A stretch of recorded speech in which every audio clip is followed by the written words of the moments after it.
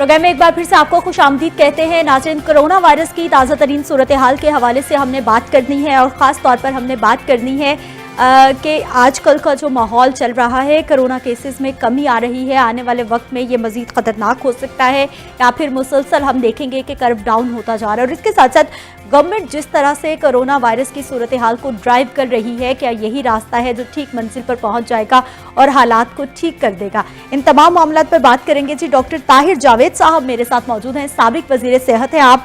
2002 से 2008 तक आपका टेन्योर रहा। रेस्क्यू 1112 जो इनकी जानिब से बनाई गई थी, आज तक हम लोग देखते हैं कि बहुत ही एक कामयाब सर्विस है। कहीं पर कोई भी मसला होता है तो इमरजेंसी की सूरत हाल में सबसे पहले चंद मिनटों में वहां पर वो पहुंचती है, रिस्पॉन्स करती है। डॉक्टर साहब, प्रोग्राम में आपको खुश आमदीद कहते हैं। और खास तौर पर मैं बताना चाहूंगी जी, डॉक्टर साहब कोरोना सर्वाइवर हैं, इनको कोरोना वायरस भी हुआ, ये हॉस्पिटलाइज्ड भी हुए, इन्होंने अपनी बड़ी अच्छे से लुक आफ्टर भी की, इन्होंने क्या खाया पिया, किस तरह से खुद को मेंटली स्टेबल रखा, इन तमाम मामलात से डॉक्टर साहब से आज हमने बात करनी है। डॉक्टर साहब, कोरोना वायरस आप पे भी अटैक कर गया, किस तरह से आपकी हॉस्पिटल में ड्यूटी थी और जब आपको मालूम हुआ? डिप्रेशन तो हो जाता है, सबको ही हो जाता है, इतना टेंशन का माहौल है कि ये नया वायरस है। जी बिल्कुल, ये नया वायरस है और नई बीमारी है और इसके जो असरात हैं they are very different from ये बाकी दीगर बीमारियों से। एक तो इसके बारे में समझ बहुत कम है, दूसरा इसका इस वक्त करंटली कोई कहे भी तो देयर इज नो ट्रीटमेंट, कोई एंटीबायोटिक नहीं है क्योंकि बैक्टीरिया नहीं है, वायरस है, कोई एंटीवायरल नहीं है स्पेसिफिकली इसके लिए। अब कुछ दवाइयों के बारे में आया है, कुछ उसमें हेल्पिंग मेडिसिन डॉक्टर साहब, हाँ जी, वो अलामात को दुरुस्त करने के लिए, अगर बुखार है तो ये ले लें, अगर खांसी है तो ये ले लें। मुझे जो मेरी अलामत थी वो सख्त बुखार था, आई हैड फीवर 102 103 जो किसी दवाई से नीचे नहीं आ रहा था। उसके बाद मुझे खांसी शुरू हो गई। देन मैंने सीटी स्कैन करवाया पिम्स हॉस्पिटल में। और डॉक्टर साहब, खुश्क खांसी जैसे हम कहते हैं, सांस का उखड़ना और सांस ठीक से नहीं ली जाती, ड्राई, बिल्कुल ड्राई का, और साथ दर्द बहुत होता है इन द बोन्स। इससे मतलब ऐसी तकलीफ मुझे जिंदगी भर नहीं हुई, बोन्स को टच करते भी दर्द होता था और दवाइयों से कोई फर्क नहीं पड़ रहा था। जब वो सीटी स्कैन हुआ तो फिर मेरे डॉक्टर्स ने, मुझे कुलीग ही थे, मैं कोई डॉक्टर हूँ, तो उन्होंने कहा कि I think you should be admitted. तो मैं पहले जिना हॉस्पिटल आया, उन्होंने बड़ा अच्छा मेरा केयर किया। 2 दिन के बाद आई ट्रांसफर टू PKLI और वहाँ मैं 9 दिन आइसोलेशन में रहा हूँ। अब जो मेरे इर्द गिर्द जो पेशेंट्स थे, जैसे हर जगह होता है, कुछ ने मुझसे बेहतर उनका रिस्पॉन्स आया, कुछ मतलब बहुत बुरा आया, कुछ की डेथ्स भी डेफिनेटली हुई होंगी। मैंने फिर वहाँ जाकर मैंने फैसला किया कि यस, एलोपैथिक मेडिसिन लेनी है। मैंने डेकाड्रॉन ली, 10 मिलीग्राम IV डॉक्टर। अच्छा डॉक्टर साहब, आपने फिर अपना ट्रीटमेंट खुद किया, साथ में मदद भी ली और साथ खुद भी? मैं डॉक्टर, सारी उम्र मैं प्रिस्क्रिप्शन काटता रहा और मैं I am a cancer specialist. जितनी सख्त दवाइयाँ हमने दी हैं जिंदगी में कोई नहीं देता, बाहर भी जब ट्रेनिंग ली तो मैंने फिर देखा कि दवाई तो कोई है नहीं, ये सब सिम्टोमेटिक ट्रीटमेंट है। तो पहली दफ़ा, हालांकि मैंने न्यूट्रिशन में फेलोशिप की हुई है यूनाइटेड स्टेट्स से, लेकिन वो कहते हैं ना, जैसे एक बंदा मजहब बदलता है तो कन्विक्शन से आई चेंज कि I should do more than the medicine. वहाँ पे मैंने खुराक और सप्लीमेंट्स, जो इसकी मैं डोजेज आज आपको बताऊंगा एग्जैक्टली वो 4 चीज़ें क्या लेनी है। एंड आई वुड एडवाइस कि जो लोग कोविड जिनको नहीं हुआ और वो प्रिवेंट करना चाहते हैं वो भी ये दवाई लेंगे। अच्छा डॉक्टर साहब, अब मुझे पहले ये बताइए कि यकीनी तौर पर आपने बताया कि आपको बहुत शदीद सिम्टम्स थे और मेंटल स्ट्रेस तो हुआ होगा। बेशक आप डॉक्टर हैं, लेकिन फिर भी आप जब किसी बीमारी का इलाज नहीं है और ख़ास तौर पर हम देख रहे हैं कि एक उम्र के बाद लोगों में ज़्यादा ख़तरनाक हो रहा है, मेंटल स्ट्रेस को कैसे आपने कंट्रोल किया कि नहीं भाई कुछ नहीं होता, अल्लाह ताला साथ है, ज़िंदगी सेहत देंगे? बिल्कुल जी, एक कमरे में बंद रहना 24 घंटे फॉर 10 डेज, मैं समझता हूँ मेरी ज़िंदगी का सबसे मुश्किल टाइम था। मतलब किसी को मिल नहीं सकते, और ये उनके अच्छे रूल्स थे हॉस्पिटल के, लेकिन बात ये है कि मेरे पास तो सारी सहूलियात हैं। I had good support from friends, family, माँ बाप की दुआएं थी, अल्लाह ताला की खुसूसी मेहरबानी मुझ पर हुई। मैं तो सोचता हूँ कि जो आप हैं, जो जर्नलिस्ट बाहर जाते हैं, लोगों के इंटरव्यू करते हैं, जो हमारे डॉक्टर्स नर्सेज अपनी जान पर खेल कर मरीजों का इलाज कर रहे हैं, पुलिस वाले, आर्मी वाले, वो लॉकडाउन पे खड़े हैं, ये जो डिप्रेशन में जा रहे हैं, I am worried about a national depression. Corona खत्म होने के बाद, और मुझे अफसोस से कहना पड़ता है कि उसकी कोई तैयारी नहीं की जा रही। और मैंने ये कई जगह ये बात की है कि गवर्नमेंट को फौरी तौर पर काउंसलिंग का एक प्रोएक्टिव मैकेनिज्म शुरू कर दिया। डॉक्टर साहब, काउंसलिंग का हमारे यहाँ तो कॉन्सेप्ट ही नहीं है। हमारे यहाँ तो जो साइकेट्रिस्ट हैं उनको तो पागलों का डॉक्टर सीधा सीधा बना देते हैं। ये नहीं समझा जाता कि कोई आपको ज़हनी तौर पर कोई उलझाव है, कोई प्रॉब्लम है तो आप जाके डिस्कस करें, आप ठीक हो जाएंगे। वो तो जो बंदा साइकेट्रिस्ट के पास चला गया उसको तो मौशरा ही जीने नहीं देता। वो कहते हैं जी ये तो पागल है, और हमारे उनको सपोर्ट ही नहीं किया जा रहा जो हमारे माहिर नफ्सियात हैं उनको। जी बिल्कुल, आप दुरुस्त फरमा रही हैं। और ये जो नेशनल डिप्रेशन आ रहा है, एक फिनोमेना है, एक मेडिकल टर्म है PTSD, post traumatic stress disorder. इसका मतलब है कि जंग में जो लोग जाते हैं वो देखते हैं खून खराबा, कत्ल गारत, when they come back home तो बहुत सारे लोग दो चीज़ें करते हैं, या तो वो एक्यूट डिप्रेशन में चले जाते हैं या वो तशद्दुद शुरू कर देते हैं, they become violent. And I am worried that ये जो बच्चे हमारे स्कूल नहीं जा रहे, घरों में बैठे हैं, हर वक्त वो टिक टिक टिक टिक TV देख रहे हैं, या जो हमारे ये फ्रंट फुट सोल्जर जिनका मैंने जिक्र किया, डॉक्टर्स, नर्सेस, हमारे army officer, police officer, journalist जो बाहर हैं, ये जब वापस आएंगे और कोरोना लेट से ख़त्म हो जाता है, who is going to take care of? और काउंसलिंग सिर्फ साइकेट्रिस्ट नहीं, डॉक्टर की ज़रूरत नहीं है, साइकोलॉजिस्ट भी हैं। और मैं रेकमेंड करूंगा कि जो हमारे मेडिकल ऑफिसर्स हैं, स्टूडेंट्स हैं, तरीका बता रहा हूँ, उनको आप शॉर्ट कोर्स 3 या 4 वीक्स का साइकेट्री का करवा दें, and they become your counsellor. लोगों से मिलें, उनसे बात करें। कभी तो डॉक्टर साहब के पास टाइम ही नहीं होता कि वो मरीज को अच्छे से पूछ लें या हंस के बात कर लें। हंस के बात करें तो मेरा ख्याल है कि मर्ज आधा खत्म हो जाता है। लेकिन बहुत सारे हमारे मरीज बेचारे ऐसे भी होते हैं, वो जितने बीमार होते हैं डॉक्टर के रवैये से मजीद बीमार हो जाते हैं कि डॉक्टर ने मुझे ठीक से चेक नहीं किया या मेरी ठीक से बात नहीं सुनी। जी, half of medicine is the attitude of the doctor and the patient. और चेहरे पे मुस्कुराहट रखने से, मुस्कुराहट तो एक किस्म की एक सदका है ना जी। बिल्कुल। तो मैं तो अपने स्टूडेंट्स को भी और अपने कोलीग्स को यही मशवरा देता हूँ। अब मैं एक तकलीफ से निकला हूँ और आपके सामने खुशो खुर्रम बैठा हूँ। डॉक्टर साहब, ये हम क्या करना चाहिए जो आप आने वाले वक्त में एक बहुत बड़ा प्रॉब्लम बता रहे हैं कि हो सकता है, उस पर भी हम बात करते हैं। पहले हमें ये बताइए कि आपने ग़िज़ाई एहतियात क्या क्या बरती जब आप आइसोलेट थे? जी बिल्कुल, इसमें कुछ सप्लीमेंट्स हैं दवाइयों की सूरत में या वाइटामिन्स की सूरत में, और कुछ ग़िज़ाइयत चेंजेस। मैं 4 चीज़ों का जिक्र करूँगा जो मैंने इस्तेमाल किया।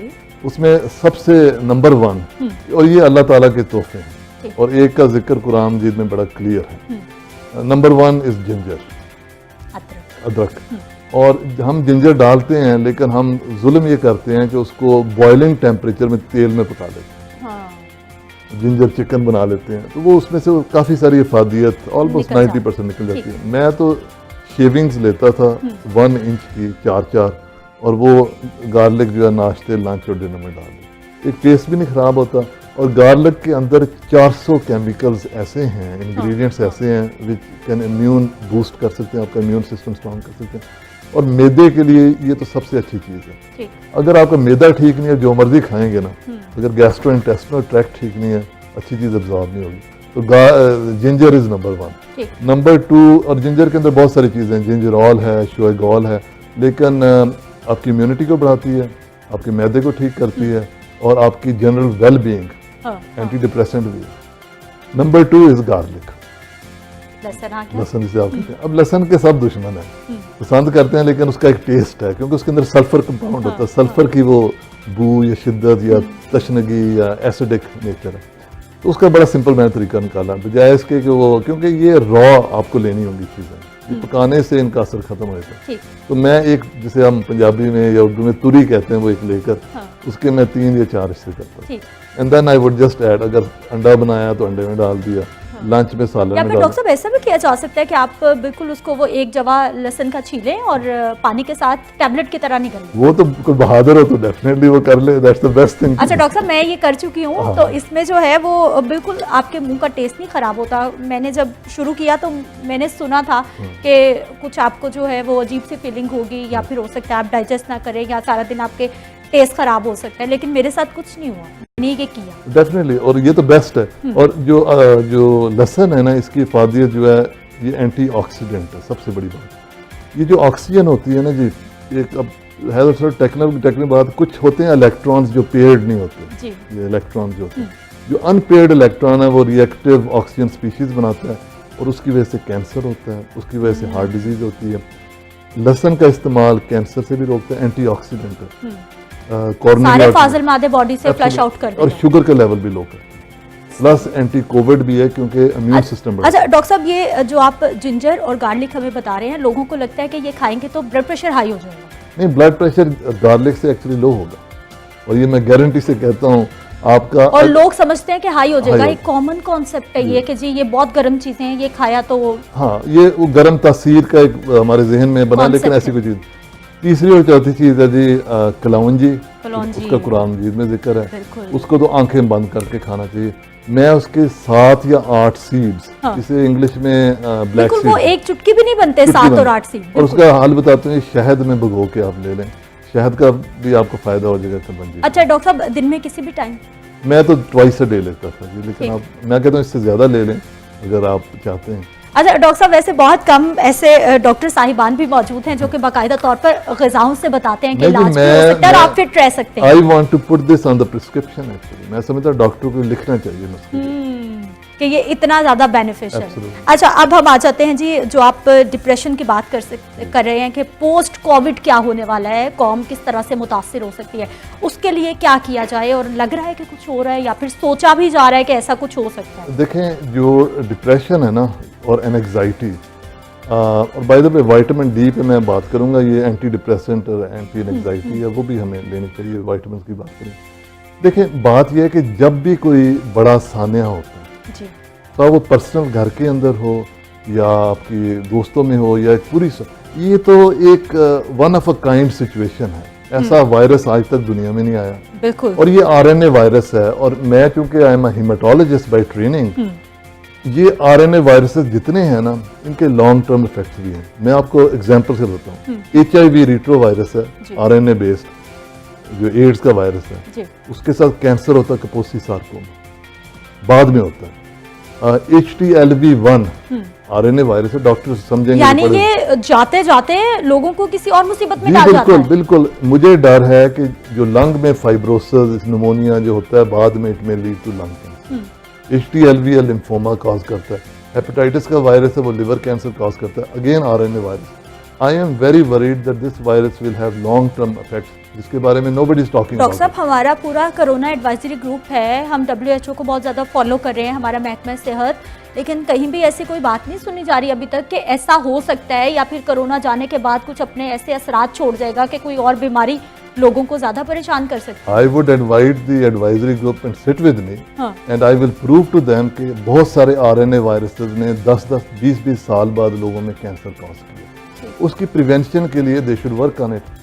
और आपकी जो बात थी डिप्रेशन की और एंग्जाइटी की, मैं आपको as a specialist trained from US and America कह रहा हूँ कि डिप्रेशन, एक नेशनल डिप्रेशन पाकिस्तान पे आ जाना है, if we are not proactive about it. और मैंने सिंपल सा हल बताया कि आप काउंसलर्स तैयार करें और उनको गलियों मोहल्लों में भेज दें, लोगों से बात करें, ताकि लोग डिप्रेशन को, एंग्जाइटी को डील कर सकें। और ये जो हमारे 17-18 साल के बच्चे हैं, ये अगर डिप्रेस हो गए तो क्या आगे पाकिस्तान हो गए? क्या डॉक्टर साहब हुए पड़े हैं, अदम बर्दाश्त इतनी ज़्यादा है, रवैये इतने परेशान कुन है, कोई बंदा किसी की बात बर्दाश्त ही नहीं कर रहा। जी, जो पोस्ट ट्रॉमेटिक स्ट्रेस डिसऑर्डर या डिप्रेशन होता है, उसमें मैंने कहा था या डिप्रेशन होता है, एंग्जाइटी होती है, या तशद्दुद होता है। आई एम वरीड अबाउट हमारा फैमिली सोशल फैब्रिक, जी, तलाकों का I am worried about it, I am worried about domestic violence की सूरत हाल, तशद्दुद। तो इट्स गवर्नमेंट्स रिस्पॉन्सिबिलिटी, हमारी रिस्पॉन्सिबिलिटी है कि हम इस चीज़ को कहते हैं ना कि take the bull by the horns, इसको अभी डील करें। ये ना हो कि जब हो जाए तो फिर हम कहेंगे अब कुछ करना चाहिए। अच्छा डॉक्टर साहब, आप वज़ीर सेहत भी रह चुके और आपके जो दौर था उसमें बड़े अच्छे अच्छे काम हुए और हमेशा उसकी तारीफ होती आई है कि जो काम हुए फिर वो आज तक चल रहे हैं। अब हमें ये बताइए कि जब से कोरोना वायरस आया है, जिस तरह से हमारे यहाँ पाकिस्तान में, पंजाब में, लाहौर में इसको डील किया जा रहा है, ड्राइव किया जा रहा है, ये ठीक था, ऐसा ही होना चाहिए था? 2-3 चीज़ें हैं, बहुत सारी चीज़ें बहुत अच्छी गवर्नमेंट ने की है, नो डाउट। इंस्टीट्यूशंस हैं, मैं जिना PK अलग हैं, बहुत अच्छा उन्होंने किया। मैं जो इनको एडवाइस करूंगा, एक तो इस वायरस के लॉन्ग टर्म इफेक्ट्स के बारे में नजर रखें। हाँ, नज़र रखें, और अगर नहीं इनको पता, मेरे जैसे बंदे को बुला लें। Number 2, I am very worry about mental health. देखें, मुझे बहुत दुख होता है जब पता चलता है 500 डॉक्टर्स को कोरोना हो गया और 50 फौत हो गए। वाइस चांसलर जो हैं निश्तरा हॉस्पिटल के इस वक्त वेंटिलेटर पे, एक पल्मोनरी स्पेशलिस्ट गुजरांवाला में उनकी डेथ हुई, और बहुत सारे लोग हैं जो बेचारे फौत हो गए, यंग डॉक्टर्स। आई थिंक ये नंबर्स अंडर एस्टिमेट बहुत सारे। अच्छा, हम ये भूल जाते हैं कि उस डॉक्टर की बीवी भी है, बच्चे भी हैं, उनको भी डिप्रेशन हुआ हुआ। कौन सा काउंसलर उनके घर गया? I would like to know. तो मैं इन्हें एडवाइस करता हूँ कि आप काउंसलर्स की पूरी फौज तैयार करें and we can help them. Short courses universities कर सकती हैं, UHS, किंग एडवर्ड, 4-4, 5-5 हफ्ते के। मेडिकल स्टूडेंट्स को इन्वॉल्व कर लें, नर्सेज को इन्वॉल्व कर लें, वॉलंटियर्स को इन्वॉल्व कर लें, एंड देन ये काउंसलर्स जाएं गली गली मोहल्ले में। बिहेवियर्स पे बात करना बहुत जरूरी है। एब्सोल्युटली। दूसरा, तीसरी चीज़ मैं गवर्नमेंट से रिक्वेस्ट करूँगा, ये जो हर रोज़ नंबर्स देते हैं, अब ये बोरिंग हो चुके हैं। 4000 बंदे थे जी, अब 4030 हैं, डेथ हुई हैं हमारी जी, इतने नहीं। देखें डॉक्टर साहब, लोग तो फिर भी नहीं डर रहे, इतने नंबर्स देख के, इतनी डेथ्स देखकर आपने देखा लोग तो इतना गैर संजीदा रवैया दिखा रहे हैं। आप हर रोज अगर किसी को एक चीज बताएंगे ना, वो तंग आ जाएगा, तो उसका असर नहीं रहता। तो मैं चाहता हूँ कि एक पॉजिटिव खबर दी जाए कि देखें ये हमारे केसेस कम हो रहे हैं, but we are doing things for mental counselling, we are doing things to prevent cancers in the future from this virus. And जो लोग समझते हैं कि ये वायरस आया और चला जाएगा, नो। अभी ईद उल अज़हा आ रही है, अल्लाह ना करे सेकंड वेव है। सेकंड वेव फ्रांस में आ गया, इंग्लैंड में आ गया, अमेरिका जहाँ का प्रेसिडेंट डोनाल्ड ट्रंप कहता था जी कुछ भी नहीं है, 40,000 केसेस आगे लगाया हुआ है कोरोना ने उनको। कोरोना में आगे। तो मैं अगर, और पाकिस्तान पता है हेल्थ में क्या है, क्वालिटिव हेल्थ में 154th आउट ऑफ 190। कुछ जजीरे हैं जो हमसे नीचे हैं। बिल्कुल ऐसा। तो ये हमारी तो अल्लाह ताला ने हम पे मेहरबानी की है कि वीक स्ट्रेन यहाँ पे आया, but we should be prepared कि अगर ये सेकंड वेव आए तो how we are going to deal. अच्छा डॉक्टर साहब, आपको क्या लगता है, बीइंग अ प्रोफेशनल डॉक्टर, जो हालात चल रहे हैं, लोगों की गैर संजीदगी भी है, फिर हम देखते हैं कि SOPs का बाकायदा नोटिफिकेशन जारी होता है कि दफ़ा 144 भी नफास हो गया, हेल्थ एमरजेंसी भी लग गई, उसके बावजूद आप इधर लाहौर की कैनाल पे चले जाएं, इतवार वाले दिन देखने वाला हाल होता है, वहाँ पे कोई पूछने वाला नहीं है, लोग ऐसे ही नहा रहे हैं एक दूसरे, किसी ने मास्क नहीं पहना हुआ। इम्प्लीमेंटेशन कहीं ना कहीं कमज़ोर दिखाई देती है कि गवर्नमेंट सख्ती नहीं कर पा रही। एक इंग्लिश का मकूला है जी, those who do not learn from their history are condemned to repeat it. मैं सिर्फ ये कहूँगा कि जो स्पेनिश फ्लू वायरस हुआ था ना हिस्टोरिकली, उसका जो सेकंड वेव था, इट वाज मोर ज्यादा dangerous, it was deadlier than the first wave. I think ये चीज़ हमें अपने दिमाग में रखनी चाहिए।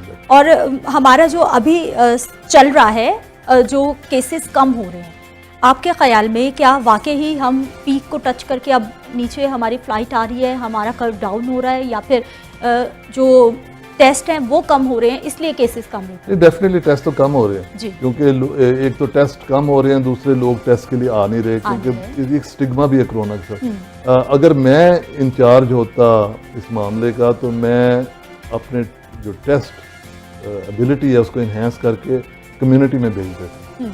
मैं जो मरीज आ नहीं रहे, मैं देहातों में अपनी टीम्स को भेजता कि आप टेस्ट करें। WHO ने भी शुरू में कहा था कि the only solution is testing testing testing testing testing.